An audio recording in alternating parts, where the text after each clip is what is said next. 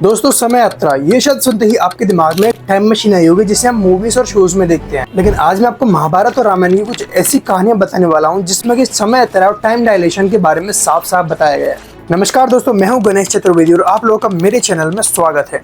रेवत नाम का एक चक्रवर्ती राजा था जो अपनी पुत्री रेवती के लिए एक योग्य वर ढूंढ रहा था, और जब पूरी पृथ्वी पर उसे कोई भी योग्य वर नहीं मिला तब उसने अपनी पुत्री रेवती को लेकर ब्रह्मलोक की यात्रा प्रारंभ की ताकि वो भगवान ब्रह्मा से जान सके कि मेरी पुत्री के लिए योग्य वर कौन है। लेकिन जब राजा रेवत ब्रह्मलोक पहुंचा तब उन्होंने देखा कि ब्रह्मलोक में हाहा और हु नाम के दो अश्विनी कुमार नृत्य गान कर रहे थे। भगवान ब्रह्मा तो वैसे भी सुप्रीम गॉड है। राजा रेवत ने सोचा कि चलो मैं ब्रह्मा जी का थोड़ा इंतजार ही कर लेता हूँ, और जैसे ही वो नृत्य गान खत्म हुआ तब राजा रेवत ने ब्रह्मा जी से पूछा, हे प्रभु, मैं धरती से आपसे केवल यही जानने आया हूँ कि मेरी पुत्री के लिए योग्य वर कौन है। ब्रह्मा जी का जवाब सुनकर राजा रेवत के तो होश ही उड़ गए थे, और ऐसा इसलिए क्योंकि भगवान ब्रह्मा ने कहा कि तुमने अभी जो नृत्य गान सुना वो चतुर्युगों तक चला था, यानी कि तुम जिन योग्य वरों की तो पृथ्वी पर बात कर रहे हो उनके तो कई पौर पुत्र और कई पीढ़ियां जन्म लेकर खत्म भी हो चुकी हैं। अब तो उनका कोई नामो निशान भी नहीं है। और दोस्तों ऐसा इसीलिए क्योंकि समय कहीं भी समान नहीं रहता है। यदि कोई व्यक्ति पृथ्वी से अंतरिक्ष की यात्रा करता है तो उसके लिए अंतरिक्ष का समय उसके लिए तो वैसे ही होगा जैसा पृथ्वी पर वो छोड़ गया है, लेकिन अंतरिक्ष का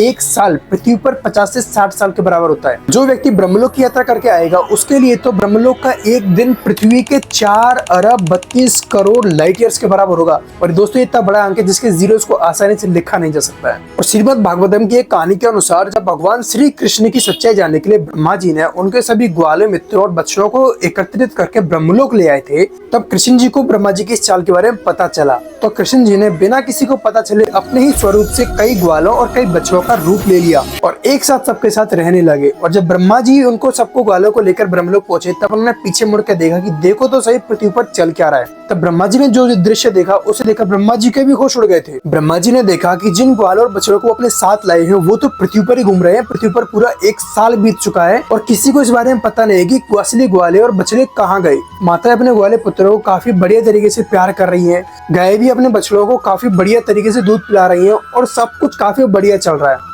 और जब ब्रह्मा जी का घमंड टूटा तब उन्हें ध्यान में आया कि कृष्ण कोई और नहीं है बल्कि स्वयं पीताम्बरधारी भगवान श्री विष्णु है। और अपनी गलतियों की क्षमा मांगने के लिए भगवान ब्रह्मा कृष्ण जी के चरणों में गिर गए थे। तब कृष्ण जी ने अपना विशाल विष्णु रूप दिखाते हुए ब्रह्मा जी से कहा कि हे ब्रह्मा, तुम इस पूरी सृष्टि में अकेले ब्रह्मा नहीं हो, ऐसे लाखों ब्रह्मांड है और इन लाखों ब्रह्मांडों में तुम केवल एक के रचयिता हो और ये लाखों ब्रह्मांड मेरे अंदर समाये हैं। और दोस्तों यहीं पर भगवान श्री विष्णु ने टाइम डायलेशन और मल्टीवर्स के बारे में बताया था। वैसे दोस्तों आपको क्या लगता है, क्या भविष्य में वापस से समय यात्रा प्रारंभ हो पाएगी? अपने थॉट्स कमेंट में जरूर बताना और कमेंट में ये भी बताना कि राजा रेवत की पुत्री रेवती का विवाह भगवान श्री कृष्ण के किस रिश्तेदार के साथ हुआ था। वीडियो अच्छी लगी तो वीडियो को लाइक करना, चैनल को सब्सक्राइब करके बेल आइकन जरूर दबाना है। ऐसी और अमेजिंग वीडियोस के लिए जल्दी मिलेंगे नेक्स्ट वीडियो के साथ। जय श्री राम।